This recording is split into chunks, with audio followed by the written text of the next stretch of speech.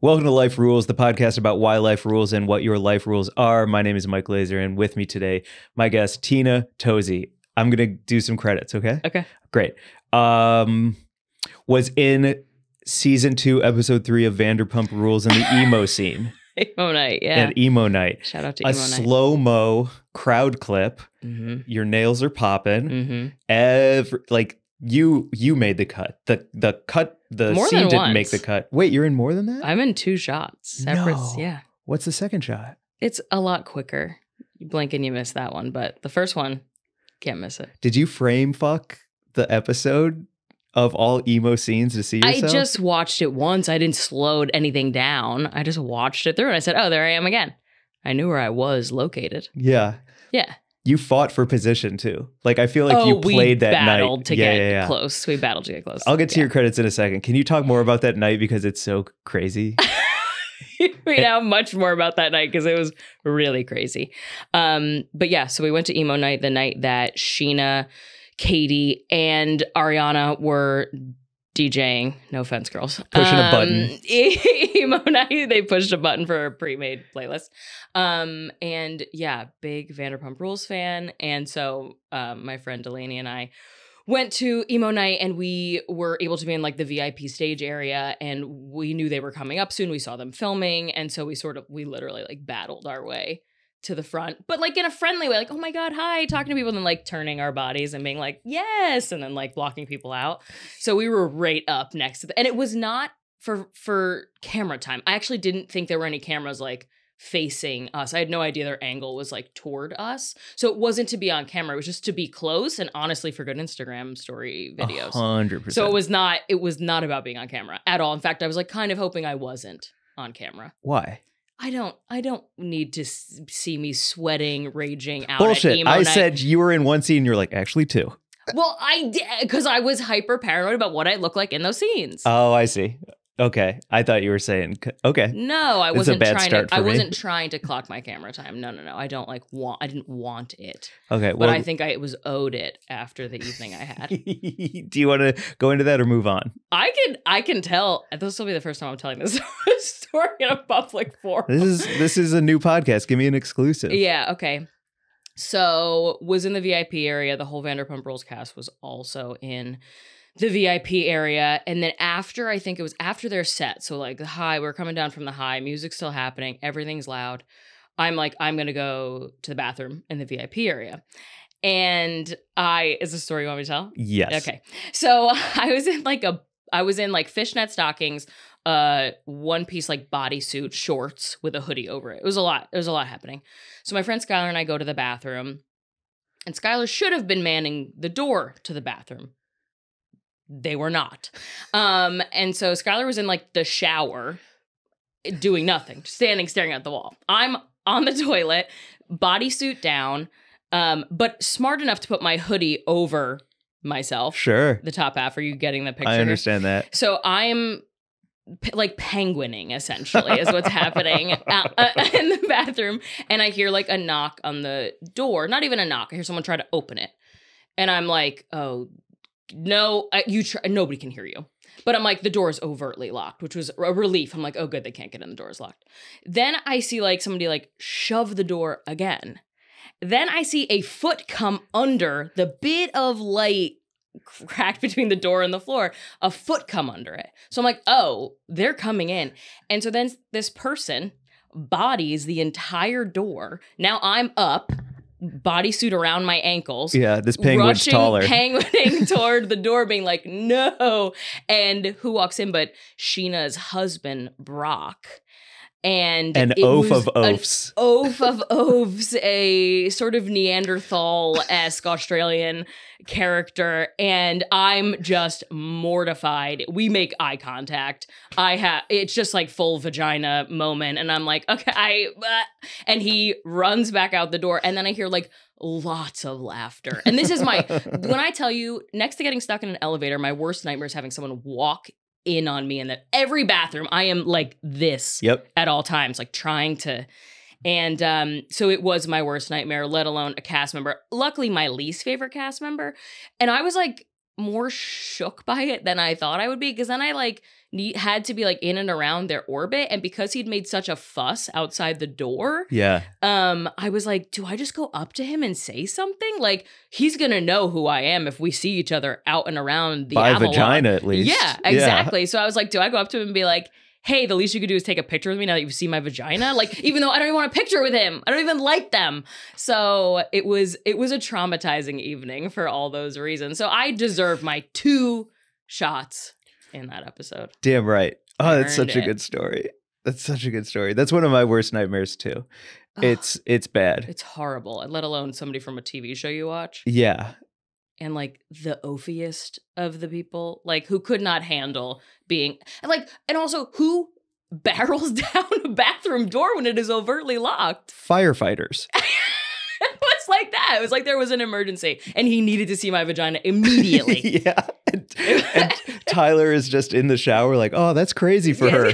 Yeah, exactly. Wow. Skylar didn't know what had Or happened. Skylar. Skylar didn't know what. Skylar's like, what happened? And I was like, a lot of help you were. Yeah. Facing the wall in the shower. What were you? You need to be at the door.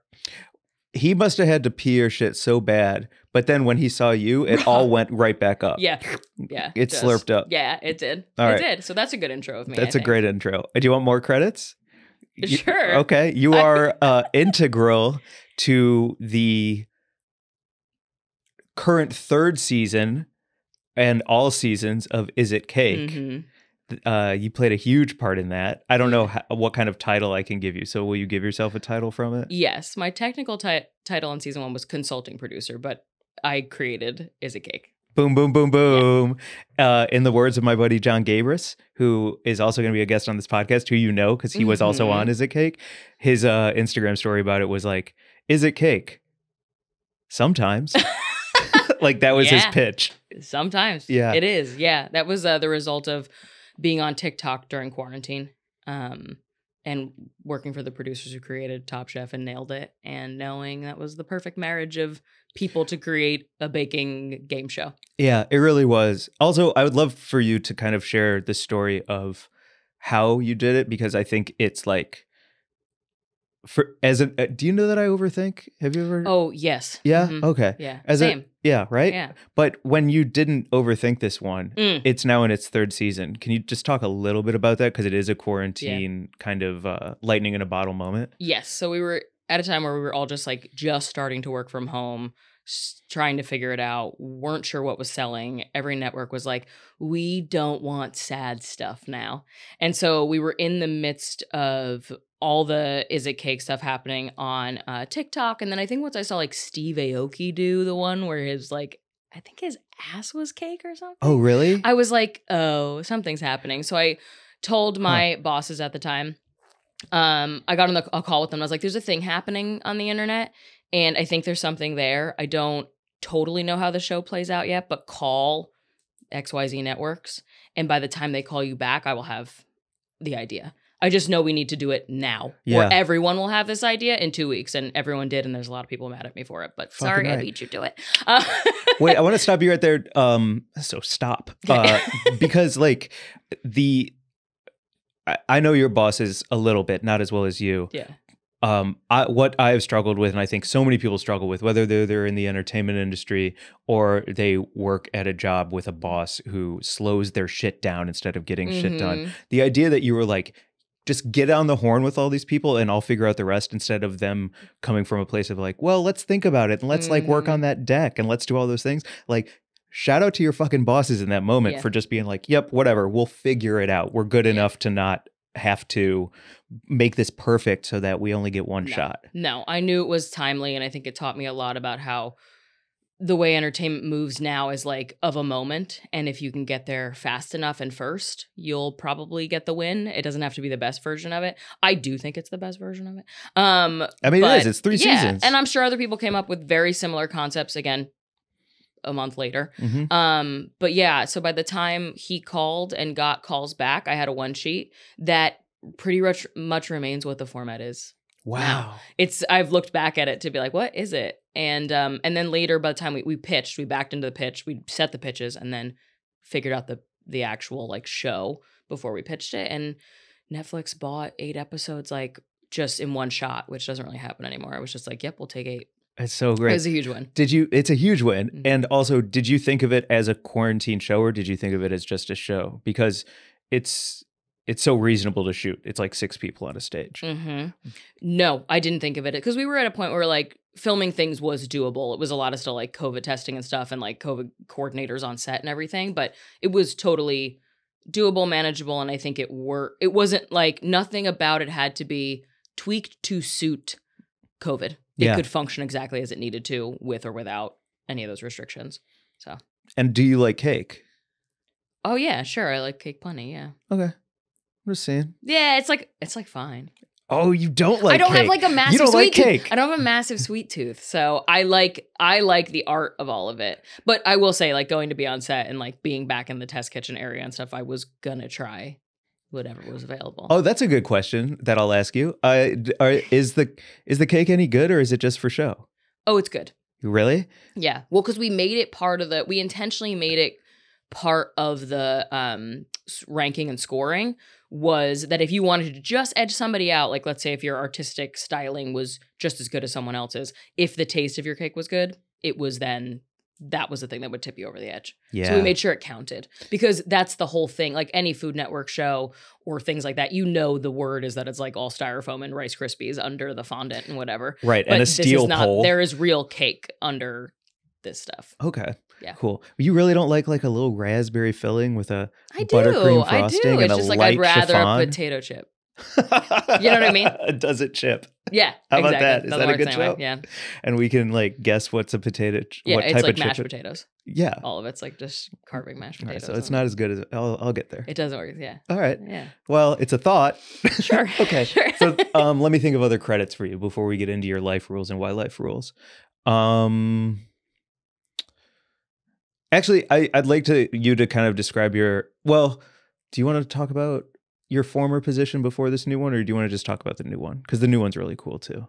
I could just talk generally speaking, I guess, about what I do. Right? Whatever you Is like. that what yeah. Yeah.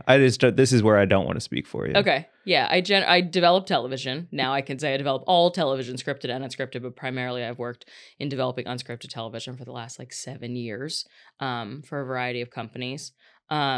And now currently am head of development at Togethxr, which is a company founded by 4 of the world's greatest female athletes. So I get facts. Yeah, no, facts.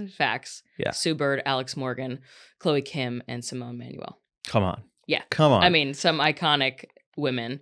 And I am not a sports girly. I don't know sports. I don't play sports. And so that's been the fun of like kind of entering a new world and understanding it and figuring out in terms of storytelling, what stories are good, sports or not sports, like what is just a good story. And yeah, it's been really cool to be at a company that is, I mean, when I say predominantly female, I mean, I think there's one man on the payroll. Yeah. Which is like really a dynamic shift, which has been awesome. It doesn't sound awesome to me.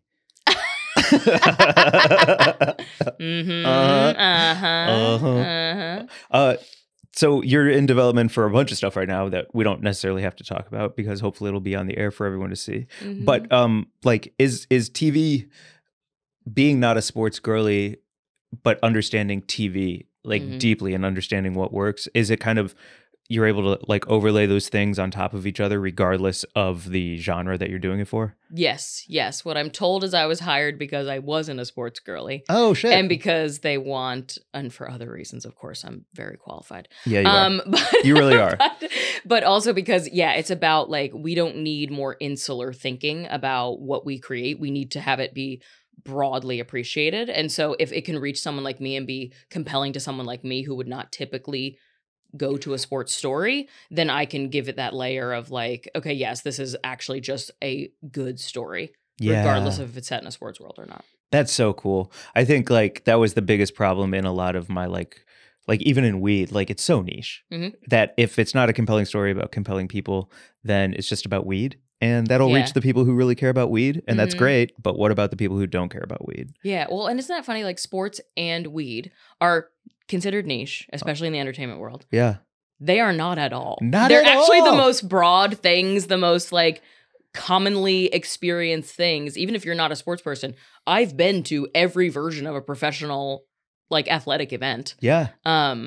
Everyone has smoked weed. You know what I mean? Like, they're pretty broad, but when you get into the entertainment industry, things that are broad become niche really fast, and you have to find ways to work around that. That's so cool. And you had a really hot take that you shared with me from a past meeting. What was that take?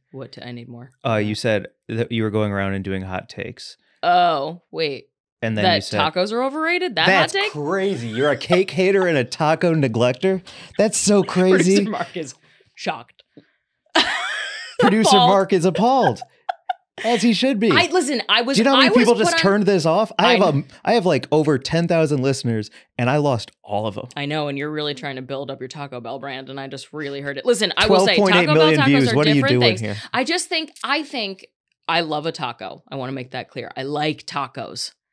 I don't like that they've become sort of a personality type for basic bitches who want to wear like tacos and tequila shirts. Like, if Target's making a shirt about like tacos and guac, like, I'm just Tuesdays are about more than a taco. Yeah, I think that's silly. Okay. I think, why do we need to make them a personality type? That's all I'm saying. I like tacos. Okay. I do. Ooh, okay. Okay. You made me share that. I know. You turned your listeners because off. it's such a hot take. You did this. It's a crazy hot take. I was put on the spot, and I didn't realize I was supposed to come prepared with a hot take to our all staff meeting. Mm-hmm. And they're like, "What's your hot take?" And I just had to use like the one I've used on like my Hinge profile. Okay, rapid fire before we get into your life rules. Oh, God, okay. Corn or soft tortilla? Oh, flour, if that's what you're saying. Yeah. Flour. The tiny little ones where it's a double stack, or just one big flour tortilla? One big flour. Well, like, yeah, moderately sized, not too big. Okay. Yeah, that's a burrito then. Yeah. Which I probably prefer. Rapid fire is over. Rapid fire is over. Filling. Meat, steak, or I say meat when I think of chicken. Does anyone else just call meat chicken? I feel like meat is chicken. Huh. Meat is chicken. I don't know because pork is pork and steak is steak and meat is chicken. I don't think I agree with you. You say meat, and I actually think beef, I think. You do. Mark agrees. I don't want to look over my shoulder. Okay. Steak, ground beef, chicken, shrimp.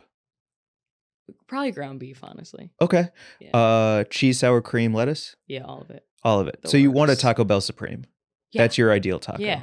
Okay. I do respect that. Great. Double decker? What? Have you ever had a double decker taco? From Taco Bell? Yeah. Is it like soft with hard on the inside? 100%. I haven't. Okay. Well, I don't dabble in their tacos a lot. Wow. See what I'm saying? I do see what you're saying. Okay, so I'll come around to your side of the dark side on tacos. Okay. The biggest problem is they need a butt flap on one side. Like, if we could build a taco that one side has a solid wall so that you can turn it and eat it without all of your ingredients falling down, or you need to balance it sideways to take a bite. Like, it needs one side to have a brick wall on it.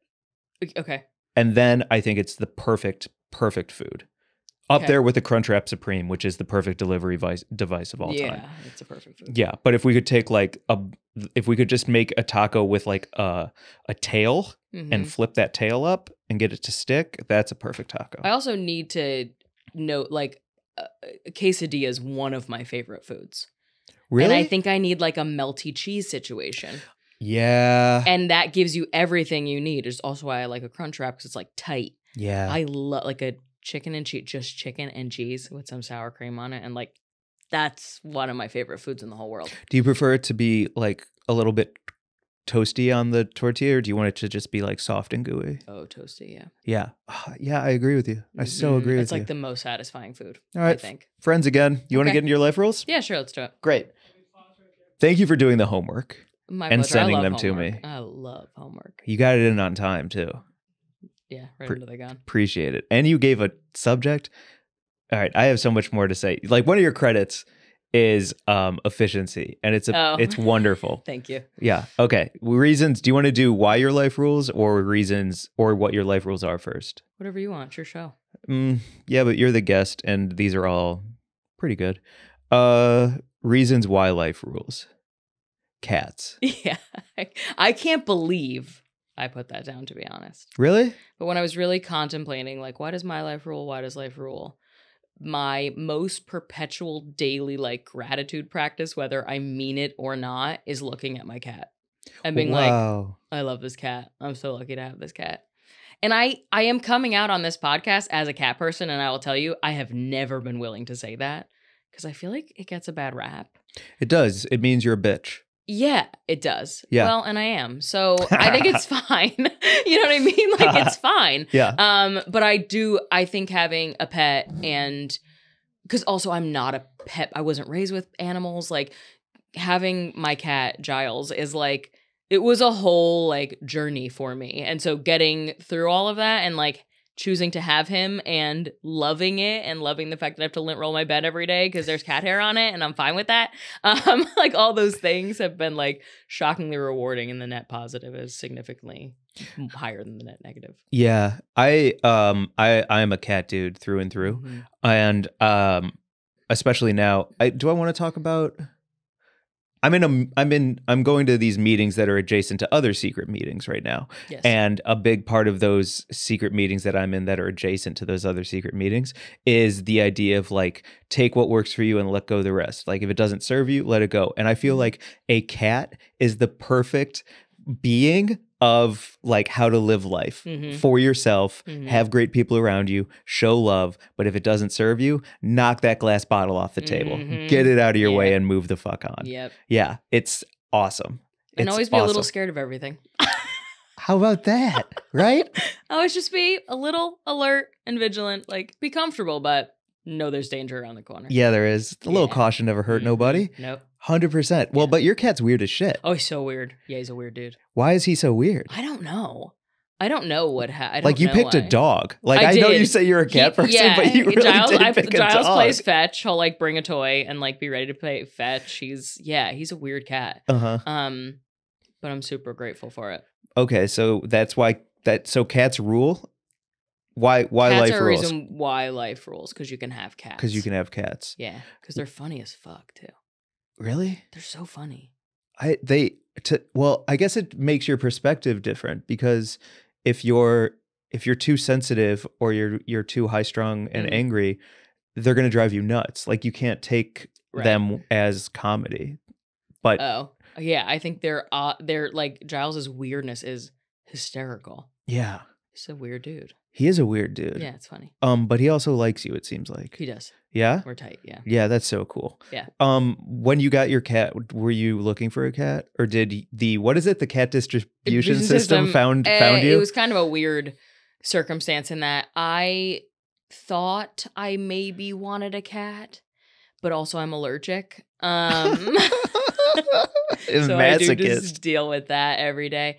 So I wanted a cat. You're like going to your meetings with Megan Rapinoe and Sue Bird, and your eyes are swollen shut. It was comical at the time. The first week I had him, I was sneezing so aggressively on Zooms I had to mute all the time, and my coworkers were cracking up because I just was disgusting. I've since just started taking Zyrtec all the time. Phenomenal. Like, anybody who's like, what's a relationship with you like? And it's like, I'll put up with whatever. Anything. Well, and you know what? That's true. But what happened was, it was the time when there could be like no pets in shelters during COVID. So everyone was fostering animals. And my friend posted this picture, I still have on my phone, of just like the most perfect black cat, like kitten baby in her hand, like the palm of her hand. And I just saw her Instagram story and I was like, I think that's my cat. Wow, you knew. And I messaged her and I was like, does that cat have a home yet? And then I was like, oh, I'm making a mistake. This is a bad idea. I shouldn't do this. And then she was like, no, he doesn't. And then like I filled out the paperwork and everything. And I was like, I shouldn't do this. This is a bad idea. And then I had him in my car and I was so freaked out. I went to my friend's house who loves cats. And I was like, I can't even touch him. I don't know what to do with him. Whoa. I like don't know. I was having like a panic attack. I didn't know what I did. And then I start sneezing. He and I are in the bathroom. I'm crying and sneezing. And like, what did I do? This is a mistake. I made such a mistake. And now I'm gonna have to bring this cat back. And then I waited a week. I started taking Zyrtec and we figured it out. I lived in a studio apartment when I got him, and it was not enough room for the two of us. And he liked to climb my curtains. And you worked hard and leveled up, moved into a new place, Mm-hmm. figured it out. Mm-hmm. Made it work. You made it work. Mm-hmm. Wow. So like you put yourself through a really uncomfortable situation to come through. Yeah. And better. I'm a neat and tidy person. And I knew I was in a moment in my life where I needed something to like fuck my shit up. Yeah. And he did. He fucked it up. He had litter everywhere and was whining all the time and crawling on my headboard at 3 a.m. and swinging from the curtains. Why'd you do it? Like, why'd you stick it out? You just knew? Well, like it's crazy. Okay, I'm going to interrupt, and I'm not going to apologize because I know I did it. But it's like crazy that you knew you shouldn't do it. Your critical brain the whole time is saying, "Don't do it, don't do it, don't do it," because you're getting out of your comfort zone. Mm-hmm. Your body and your instinct is carrying you along through the entire thing. Mm-hmm. You get there, the whole thing is a shit show. Why did you stick it out at the end of the day when it would have been so easy to just not? I'm going to be honest. I had adopted a dog years prior, and I survived 48 hours from Vanderpump Dogs. Shout out to Vanderpump Dogs. Brought him back. He had a lovely home within 2 days with a family and a yard, which is what he needed, and not a studio apartment with me. And I think what happened when I got this cat was, am I going to return a second animal? Ooh, that's heavy. Yeah. And I was like, this I should be able to do. And I wanted this. I thought it through. I don't not think things through. And so I was like, I thought about this and I knew the pitfalls and I did it anyway. So I was like, let me get through a week. And I adopted him on October 27th, which happens to be National Black Cat Day. I had no idea. You didn't know that? That's no idea. Cool. He's a black cat. I guess I should, yeah. And then had him for Halloween, which is my favorite holiday. And because I just needed a black cat for Halloween. And then I was like, oh, it's ruining my Halloween. I feel like I have to get back to this cat. Right. And yeah, I just stuck it. I would just said to myself, get through a week. And I had people around me who kind of weren't going to let me. They were like, just stick it out. You chose to get the cat. They like weren't giving me the pass. Ooh, that's a good friend. Yeah. And I think last time I had my dog, I had one friend say, just bring it back. Like if it doesn't work, it's from a place that is like safe and gonna have a good home. And I was like, great, I'm taking it back.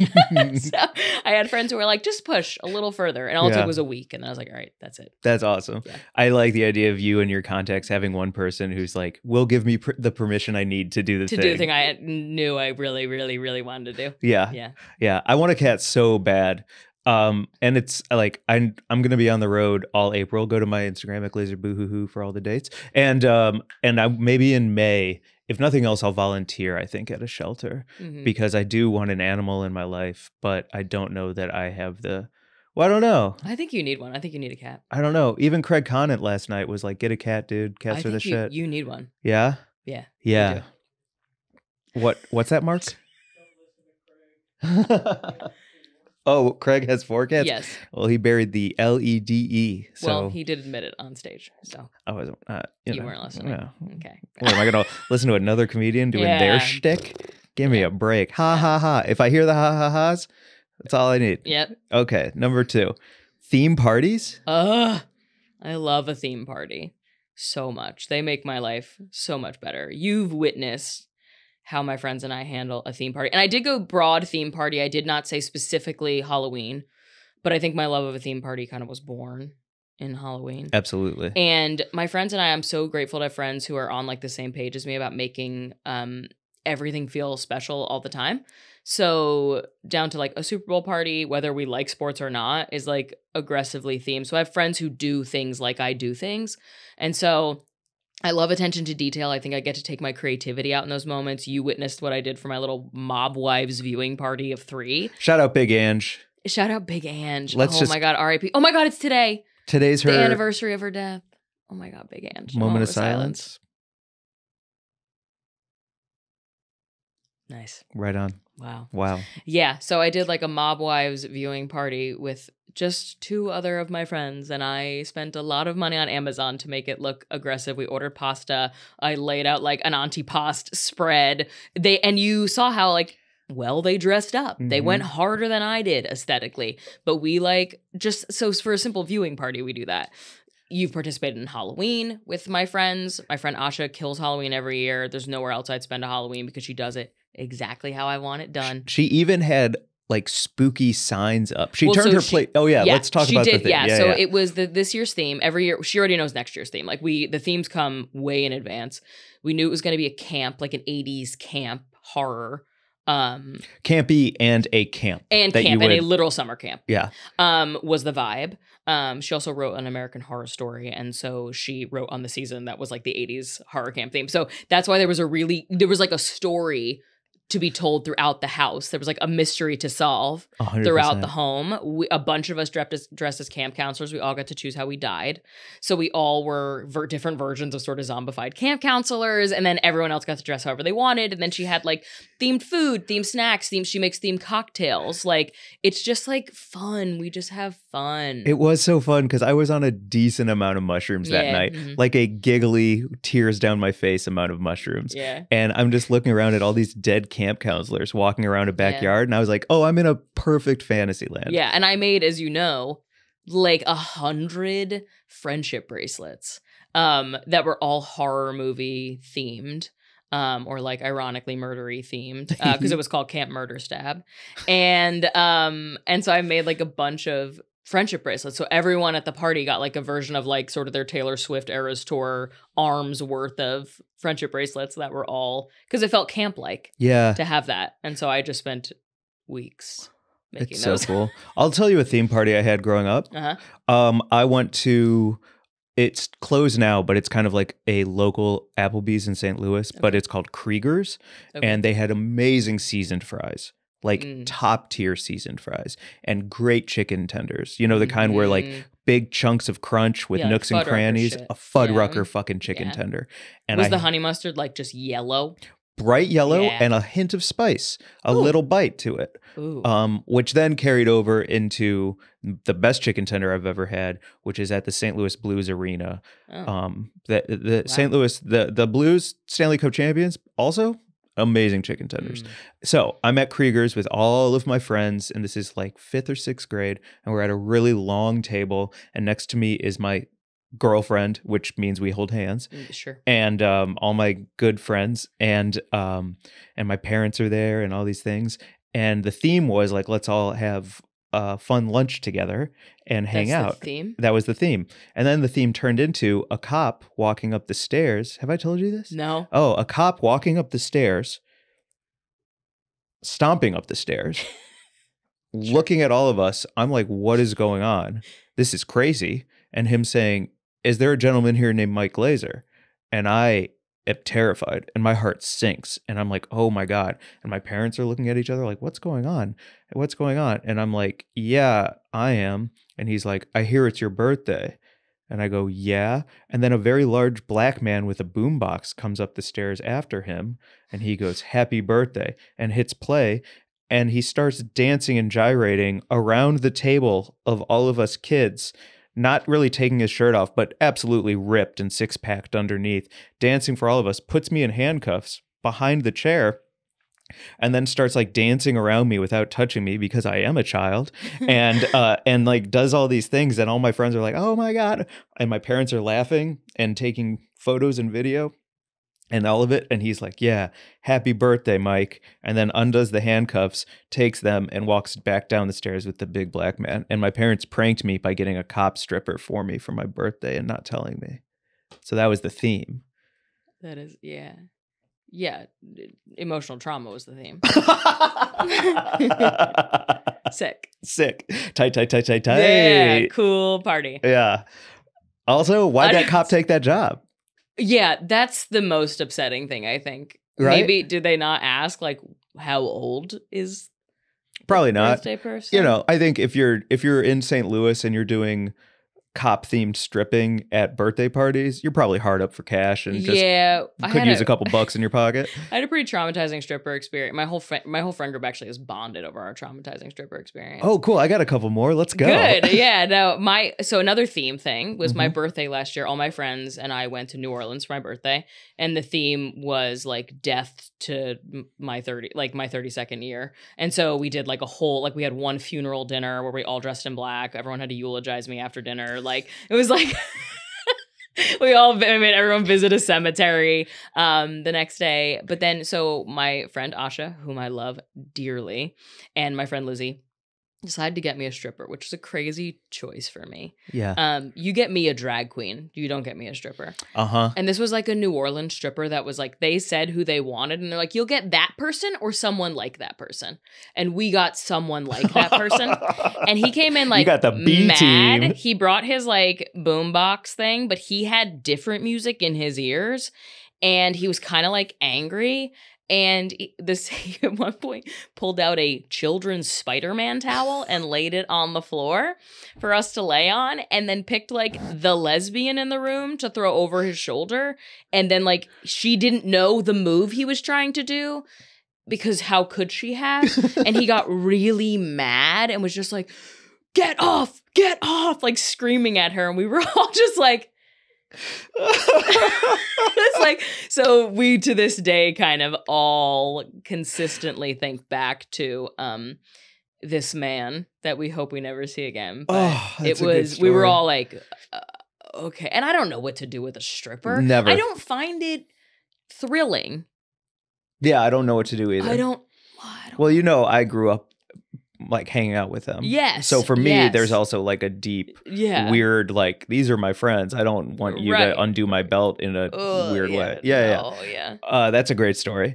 So I was dating this woman, and she was visiting me in college. And one of the big things when you go to a small town college is how the town makes their fucking money from these kids, whether it's all night burritos, cheap beer, meth, the strip club where, you know, the woman drives the bus to school by day and by night makes money from all the fraternities stripping and sliding down poles. Sure. It's all insular. It's all right there. So she came to visit me in college and spent the week. We're having a great time. And she was like, I want to get you a lap dance. And I was like, we don't need to do that. She's like, no, this is cool. I'm cool. I want to get you a lap dance at the strip club. Like, I'm a cool chick. And I was like, I don't really want that. I don't need that. I'm enjoying my time with you. And she's like, too late. Here she is. And so she backed into it. And a woman named Midori, if you remember the liquor Midori, that bright green liquor. So she's head to toe bright green, fishnet raver, bright green wig, bright green nails. And she's like, I'm Midori. And I was like, nice to meet you. And she's like, let's go. And so I did that thing where Midori's taking me back to the private room. I'm looking back at my girlfriend at the time. Like, no. Yeah, super slow-mo, going through the thing. We get back there, and she's like, she pushes me down into the chair, like we've all seen on an HBO show. And she goes, okay, no touching.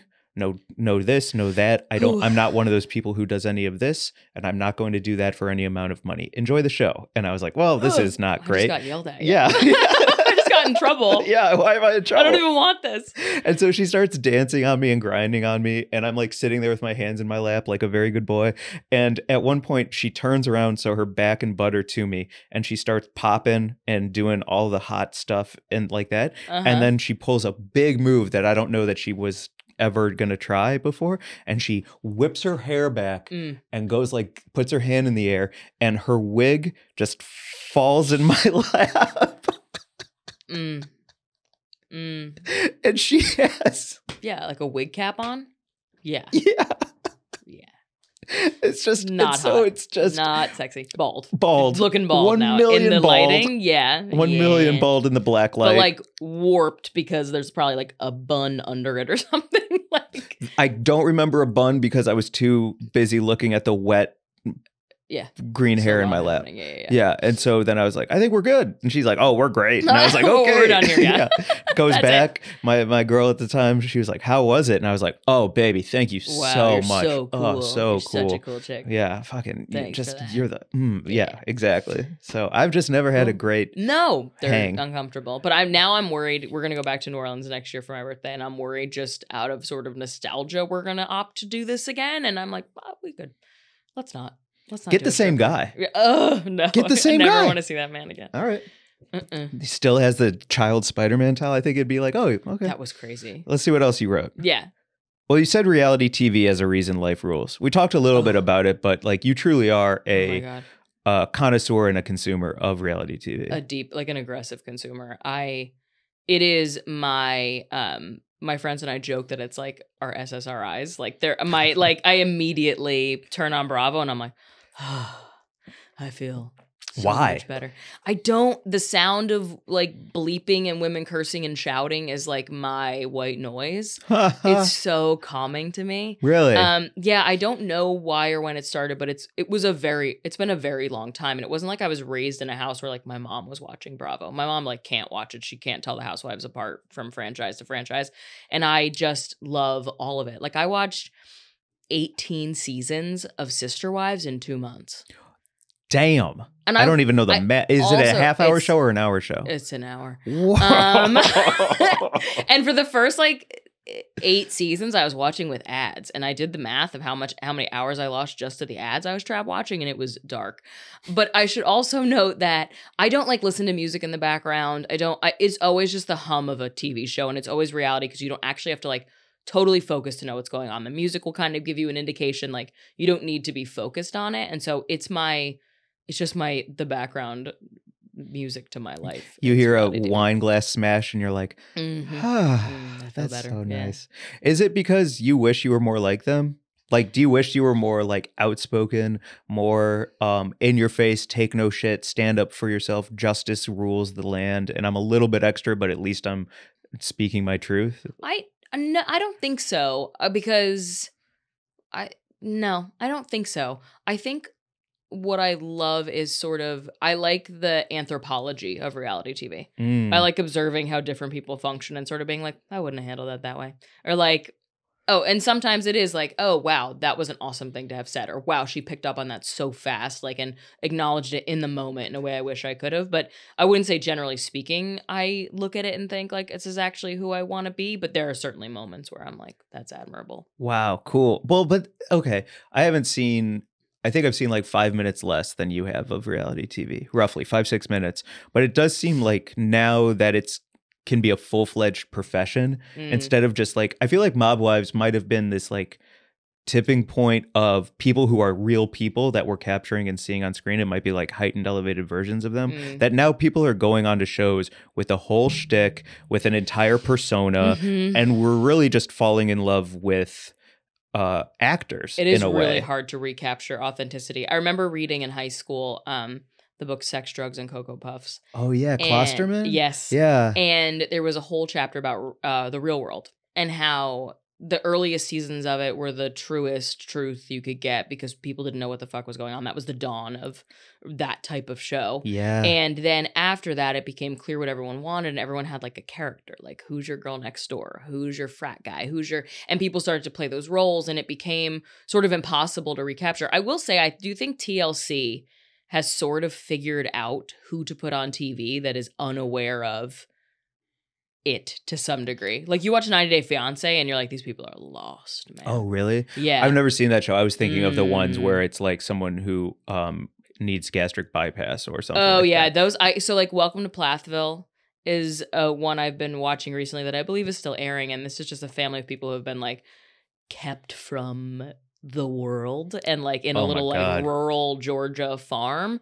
And so he's like trying Coca-Cola for the first time. So like he doesn't even know he's not even watching TV to know what's happening on TV. That's like to know a feral animal. So That's crazy. It was really crazy. And Sister Wives is a crazy case study because it's a decade of a family on TV. And I do think the TV show led to the family's demise in many a way. And you sort of watch that unfold, which that in and of itself is like a completely compelling case study. I mean, yeah, if I look at everybody who I would watch on like TikTok now, and they're all doing like two thing videos, none of it's real. All of it's pretty calculated. Yeah. And I have to imagine you were in love with one man and you were all of these women and you had a really nice life. And next thing you know, your whole world is on display by being famous. And some people can't handle that too, right? Like there's certain personality types that get triggered, like that narcissism really like ticks up, and you're in trouble. Yeah, when I was on Worst Cooks in America Food Network, it's probably on Hulu or some shit. Yeah, sure. Check it out. Yeah. But when I went into the fitting for all the commercial shoots that we were doing as promos, the not designer, because I was wearing flannels. There's no design there. Stylist looked at me and goes, "Oh, you're Art Galifianakis this season." And I was like, oh, I thought you Okay. liked me and I was cool. No, I'm Really, filling a role. I'm Yeah. filling a fucking role. And I was Mhm. perfectly cast for it. I Cool. felt absolutely in my sweet spot, just saying weird, heartfelt stuff with a beard. Like, sign me up all the time. But Mhm. that was the first time that I was keenly aware of what the other side of the industry looks Mhm. like and looks for. Like, being on a commercial is, I love it because they let me improvise. I get to cut it up. That's how I met your dear friend Megan Rapinoe, was on a Subway commercial. It was so fun. But the weirdest fucking shit is when the commercial creators, like the agency, comes Mhm. and they talk at you as if you're not there, as they all figure out what you want to look like, what they're trying to convey Mhm. through you. And I am nothing more than like a standing blob of Yeah. demographic. Yeah. And Right, it's right. fucking weird, man. Yes. But now that you can actually make good money in reality TV just being a demographic. Yeah.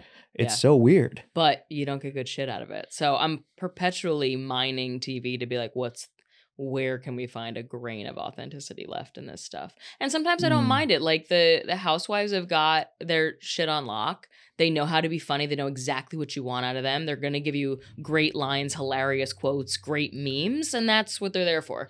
Do you root for them as corporate women too, who then spin off like Bethany Frankel being like, I know what this is and I'm going to use it to make billions of dollars in what I actually want to do in my life? I don't root for Bethany Frankel at all, but why? To me, she seems like, No. Oh, come on now. Why? No, she's like too Trump adjacent in a lot of ways. Oh, I didn't she know also that. doesn't handle, she's like so unaware of herself at this point and not a fun way anymore. 1 second. I need that clear. Oh, I didn't know that when you said Trump. Oh. Okay. I just needed it to not be I under. know. And yeah. Okay. So Yeah. what were you saying? There was a TikTok of her giving half-used makeup to a TJ Maxx employee that she's like, I love the women who work here. They always tell me I make the greatest purchases. And she's like giving this woman this half-used makeup, which they sell at TJ Maxx. But the woman was like, oh no, I can't accept gifts. And she's like, no, take it. I'll call TJ Maxx. You can take it. And leaves this woman literally like staring blankly like, please don't make me take this gift on camera because it's literally not allowed. And she walks in, she's like, I'm going to call TJ Maxx. Don't worry about it. And I was like, she's unhinged now in a way that is not really fun anymore. And there's a fine line, I would say. So Yeah. unfortunately, yeah. Not Okay. Bethany. Other women, I'll buy other people's shit, I guess, but I like their merch better of like, oh yeah, or actually I was going to go see Luann de Lesseps and Countess Luann de Lesseps in concert last week, but she rescheduled it. So I'm happy to give them my money as much as possible. Absolutely. Well, as we all know, the only thing money can't buy is class. Yeah. We'll be right back. Let's keep going. This is fun. I'm enjoying this. Say yes and figure it out afterwards. I mean, we've kind of covered that in the biggest and broadest strokes between your cat and your job and your life. Yeah, true. Like, has that always been a mantra for you? Say yes and then figure it out? I read it in Tina Fey's book, I think, Bossy Pants, but apparently Richard Branson has said it too. I guess it's not that revolutionary a statement, but do you know I almost met Richard Branson? Really? I had a whole prank when he was just starting Virgin Galactic where I posed as a billionaire because the email for Virgin Galactic investors was on the landing page because it was all so brand new. The idea of like personal space travel and rocketry as a like billionaire's new vacation destination was just starting out. And I was so excited. It was in Chicago. And I still have all the emails. And so I would email with the head of Virgin Galactic fundraising.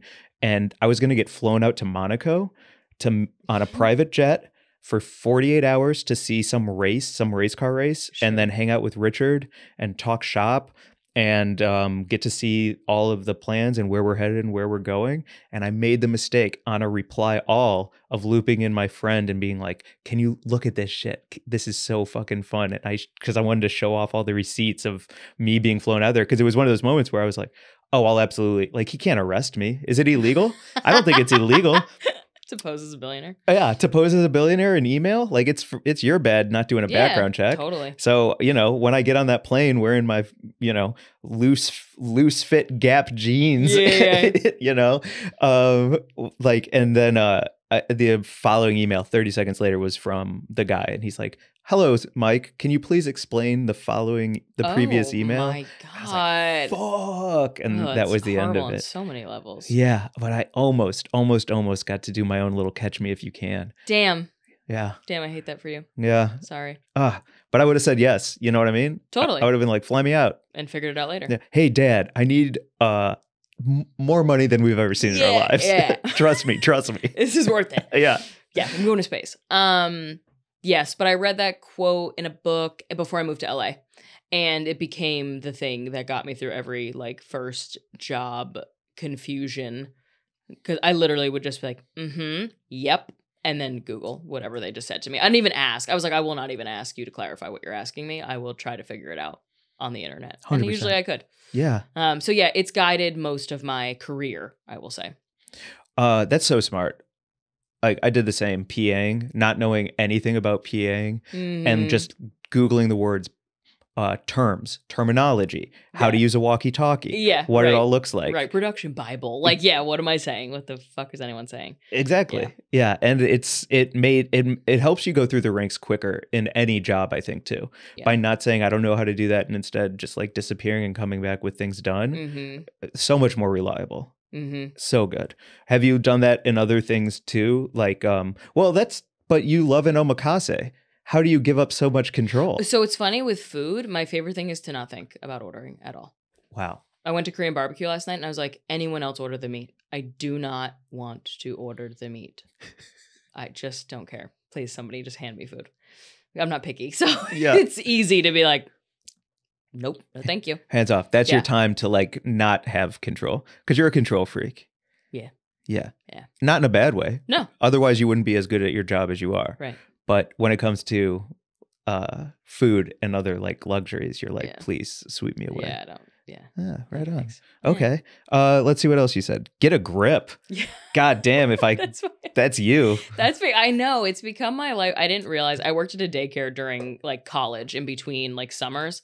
And I didn't realize it until that it was like a thing I said all the time until one of the moms came in and they were like, my kid did an impersonation of Miss Tina. And I was like, oh, what'd they do? And she popped her hip out, put her hand on her hip and said, get a grip. And I said, okay, maybe not good for 6-year-olds. I should adjust my tone. But in life in general, they're just like, look, I made the duck blue because I've never seen a blue duck. Yeah, get a grip. One time I gave them popsicles and they were so tweaked the fuck out, like giggling under the table, that I was literally like, go in a corner and get a grip, bro. Like, you have to stop embarrassing me. It's about you. Yeah. I was like, you're making my life hard. Can you go handle your shit in the corner? Yeah. Yeah. So that since then, I always joked that it would be the title of my memoir that I'll never write. Get a grip, the Tina Tozzi story. You can get that ghost written for you pretty quick. Yeah, sure. I don't think I have a life worth writing a memoir about. I'll say that. But yeah, get a grip. I think generally now I say it all the time, probably once a day to myself or others. And it's kind of the spirit of like, go touch grass, get grounded, be here now. Like whatever you're future tripping about, just like stop, get a grip. What's in front of you? Like that's kind of. Yeah. As a jaw clenching, forget to breathe, overthinking, getting in my own way instead of just letting things be kind of person. Yeah. Love a get a grip. Yeah. That's a good one. Yeah. Just get a grip. Yeah. Is your family like that? Like, No. Does that come from your mom or your dad being my dad like, maybe a little more than my mom. Yeah. My mom would not be the type to say get a grip. My dad really wouldn't either, but it's more his spirit of like, not everything's fine.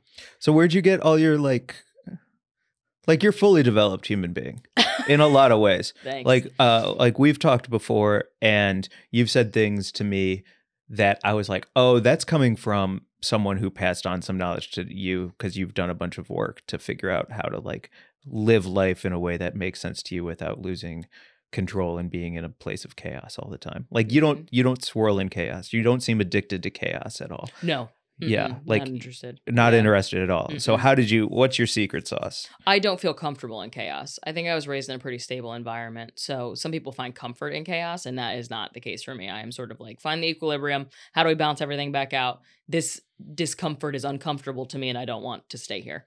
So I'm pretty quick to kind of try to get out of it. I'm also an overthinker, or like a 30,000 foot view kind of person that's like, what if nobody ever told you that we were supposed to X, Y, or Z? Right. What would you want? What would you think? That's so cool because you really are in that sweet spot, because the opposite of like living in chaos and being comfortable there would just to be on the couch at all times, laying around and not doing anything because you're like paralyzed by it. Yeah, right. But instead you're in that sweet spot of being like an ambitious go-getter who doesn't have time for either side of it necessarily. Or small doses maybe. Yeah. Right. Yeah. Fucking wow. And maybe I get my chaos from reality TV. There it is. Damn. This might be the best podcast of all time. We figured it out. That's awesome. We figured it out. You said the other day, I think we're smart. And you meant it like together. Like when we communicate, we like figure things out. Yeah. And I'm like, yeah. Yeah. I was all up in my feels this week because of a thing that I really wanted that I didn't get.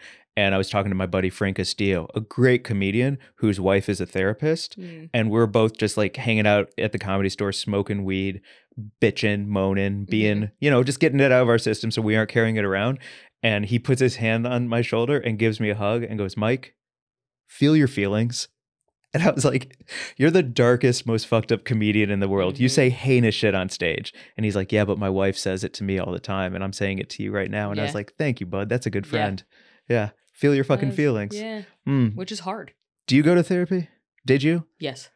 From a young age or an age where you were like, oh, I should get my shit together? I think I first went to therapy in high school because we like had a therapist available to us. Whoa, really? So I was like, yeah, I'll check it out. Did you go to a rich school? Yeah. That's awesome. Yeah. That's a big deal. Yeah. It was cool. So I checked it out then, and then did I go in college at all? No. And then right after college, I'd say, or when I moved out here. Right on. Back. My high school was like, maybe you'll work at Enterprise Rent-A-Car. Yeah. That was about the extent.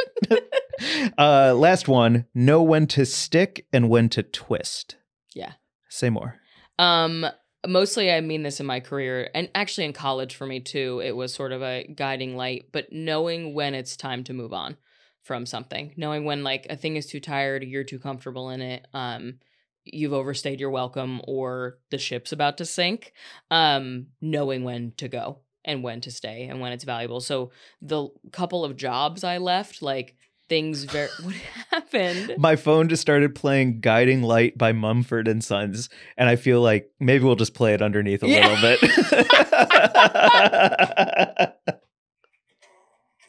Keep talking. When to stick, when to twist. Yeah, so I just, in general, even in college, like I went to a boarding school that would have implied to you that you needed to stay at one school or whatever. And like the colleges I were at weren't working for me. They didn't feel right. So I transferred and I transferred. And I transferred and got my degree, figured it out, made a college, combined out of the 3 schools I went to that worked for me. And then did the same with my career, which was like, I was a publicist for 4 years. One day I was like, wait, I hate this. And left and went to become an assistant at a production company. You took a step down. Big step down. And, but knew it was time for a change. And then same thing, like did that assistant job until I was like, I've gotten all I needed to out of this, and now it's time to go. And same thing, it just kept, and that's why we counted earlier today, 6 jobs since I've lived out here in the last 9 years. Because I think I knew when the moment was right, and I think I found it just helps you grow, especially because I really started my career at 23 or 4 in this part of the industry, and have in the less than a decade really literally gone from assistant to head of development. Yeah. By making the right choices at the right moments. Yeah. The worst uncomfortableness that I've felt is by doing anything for way too long. Yeah. Because it just builds so much resentment, so much anger. Like, even like business wise, if I'm like working with somebody and it's just not there, but maybe one day, and you're holding on to hope, but that hope, like that door is getting slighter and slighter and slighter. And then I stick in it until I explode and I'm like, bitch, bye. You know what I mean? And it ruins everything and it blows up. And so how do you handle with the twist? How do you actually handle the twist so that it doesn't come from a place of like, fuck you? Yeah, I think I feel it fast. I feel like, okay, the moment is now. It's time to go. Mm-hmm. And then I start to plot. I make sure I can sense it hasn't arrived yet, but I can sense it's going to arrive. And with that, I keep moving through whatever happens. Like now I'm like, okay, now we're going to slowly start to plant the seeds. I'm going to figure out what comes next. I'm going to start to talk to people. I'm going to put my feelers out there so that it arrives when it's meant to. But I haven't hung around too long to be like, wait, I need a way out and I don't have a exit strategy. Yeah. So I know some jobs I start knowing I'm going to leave. No shit. Being like, this is for a purpose in this moment and it will fill that purpose and get me to the next step, but I will not be here long. That's what's up. Yeah. Weirdly, that sounds like it takes more courage to do it the way you're doing it. And I always thought of it as like, I've always thought if you don't stick things out, then you're weak. You know, like that's how I grew up. Is like you do it till you get better and things get better and you stay forever. Like marriage and stuff. Like I'm not going to talk about my parents too much on. Well, I will talk about them a lot on here as these episodes progress. But like they're married still.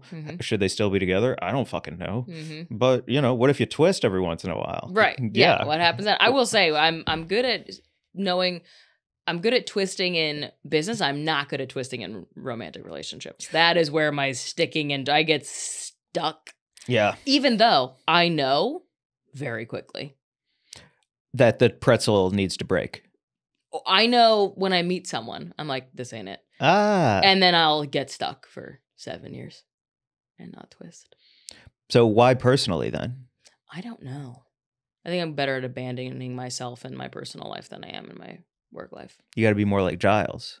Yeah. Do you know what I mean? Yeah. For real. Right. Yeah. Both of us, honestly. Yeah. Like I think, well, personal is because like feelings can get hurt. Business is business. Like take it or leave it. Like we live in America. This whole place is. I think you have more of a get out of jail free card. Yeah, leaving a job than cutthroat and leaving a competitive. Yeah, and also anyone who talks shit about you after you do something in business, like hopefully it doesn't do any damage to your future self. It's like it is what it is. We're too busy to care about anything else in a weird, a good way, possibly. I also don't question my worth in my career. Oh, I think. Ooh. Yeah. Yo, that's it. Yeah. That's it. Damn. Then I'm like, yeah, no. And I think also I know that in business, which is kind of freeing, is that nobody's looking out for me except me. So I have to know when to go and I cannot worry about their feelings. So even at times when people have taken it personally. But in personal lives, that puts up walls and boundaries and can kind of block good things if you approach it. Like one of my biggest, not fuck ups, well, how can I say it? Challenges is that I'm still realizing that the world is not sports, that people are real. It's not win or lose. Yes. If I show up and I make every single save as a goalie, we win. Like if you don't score on me, we win. Yeah. It's simple. Yeah. That's the goal. But then I get out in the real world and that's not how the world works. People actually have feelings and that's very frustrating for me. And so I'm like, oh, I wish the world was sports and I forget that people are real things. And so it's a bummer. And then when I'm in personal relationships with anybody, friends, like acquaintances, anything, everything is so binary to me. Yeah. And it's a problem. Yeah. You know what I mean? Yeah. I was listening to a podcast yesterday that was kind of doing a sports metaphor for life. And they sort of noted like, you're not playing against anyone. You're playing with or without people. Brutal. There's no one you're playing against. And I'm like, oh. Right. If we remove competition from things, like I imagine that's hard for you. It's impossible. Yeah. Well, it's not impossible, but I'm working with on yourself. It. Oh, I'm so that's yeah. But that's why, like you, with all of your close friends and all of your theme parties, I do feel like you're in competition with each other. No. What? I don't know. Like a theme party, and you're like, I nailed that, and then everyone else is like, well, then I got to nail it too. No. Oh, we do. Oh, yeah, no. You're like real friends. Sicko. Yeah. We're all just finding scenarios in which to support each other's love of this thing. No one's like, I did it better than you. We're doing it. I thought that's what friendship is. No. We're all made of the same stuff that likes to enjoy that shit. So we get to all enjoy it together in different ways. Oh, that's great. Let's do a little summary. I think that's a good way to do this podcast. Like today we learned, but instead of like a rainbow, going over something else. I don't know what that is yet. Okay. You're the TV developer. Like, what's better than a rainbow going over? What is the rainbow? What is the rainbow? Well, you know, like the more you know. Oh, the more you know rainbow yeah, of like sure. today's life rules and why life rules, if we could summarize it. Okay. But not a rainbow, because that's been done. Tuna sandwich? No. Okay, you hated that. Sorry, I just was not following. Well, it's okay. Your face also said absolutely not. Your micro expressions were disgusted. Sorry, I know. I have to work on that. All right, I'll figure out what the rainbow is. Or if you're listening to this, tell us what the thing is. So how would we summarize you and the lessons I've learned today? And kind of goes by. I'll try and do it and then tell me if I'm right. Yeah. Okay. Being uncomfortable is good, but sticking around in the uncomfortableness is not. Mm-hmm. Lean in, say yes, and then check in with yourself. And if it seems like it's hard, it's okay for it to be hard. What's not okay is if it actually doesn't serve you and gets in your own way. Mm-hmm. Guilty pleasures are the best thing in the world. There's nothing better. There's no reason to be guilty. There's no reason to be guilty. Pleasures. Mm-hmm. It's all about, guilty pleasures are just pleasures. Mm-hmm. And follow your dreams and Google the shit that you don't know so that people trust you. Yeah. Am I missing anything? No, that was pretty good. Yeah? I feel like that is like kind of the things I learned and took away from this today. And that tacos are overrated. Fuck you. Bye, everyone. No, fucking. Producer Mark introduced me to Berea tacos, and they're phenomenal. Mm-hmm. All right. Well, we'll go get tacos and see if we can change my mind. See if we can change your mind. All right, Tina Tozzi. Do you want to plug? Yeah, plug. Please plug. Like, especially things like Togethxr and stuff like that. Sure. Togethxr is an awesome platform. Follow us on social media. It's Togethxr. You probably already follow Togethxr. They're pretty popular. I also have a podcast with two of my best friends where we talk about reality TV because we all develop unscripted television. So we like to talk about it the way I talked about it today. That's called D Girls. You can find us at D Girls Podcast. And we try to release episodes on Thursdays, but sometimes it's Fridays. And that's it. Cool. Leave reviews, leave 5 stars for that. Also, this is a brand new podcast. It'll get better. It'll get better. It's not your fault. I have notes for myself already as an overthinker. I'm like, Glazer, you could have done this better. You could have done this better. Competition with yourself. Yep, exactly. And right now... And you're losing. I started an Instagram for this where I'll drop a bunch of clips. I think it's Life Rules Pod. Leave a review, leave 5 stars. I think it's going to be on YouTube too. Just like do all the things that help it boost because I would like to do this more and more and more. I want to do it as a limited series because my special is dropping on my YouTube. It's also called Life Rules and it's about why life rules and the life rules I've learned. So you can check that out as well. Producer Mark is also director Mark. He directed it. And that's it. I wish I had a slogan to go out on, but I just don't have it yet. Life rules, and don't forget life rules. Ugh. Oh, yeah. Ugh. What's a Vanderpump slogan? Ariana, where's your sandwich shop? Yeah. Who the fuck is something about her? Yeah. Okay. No. Wait. Okay. Let's think for a second. We can think of something. Yeah. I don't know. I can slap it on there later. Life rules. Or does it? Just kidding. Don't overthink it. Life rules and death is inevitable. That would be my slogan. Oh, God. I was actually thinking, I know it's dark, but actually same podcast. They were talking about how like they kind of, you come into the world knowing you're going to die. And I think the thought is like, free yourself of it. Don't worry about it. But then we all live every day worried we're going to die. Yeah. And it's like, no, you will not escape this. So just free yourself of it and live freely because it will happen. That's awesome. Right? Okay. So, all right. For my pod ending today is life rules and death is inevitable. Bye, everyone. Wait. Yeah. Okay.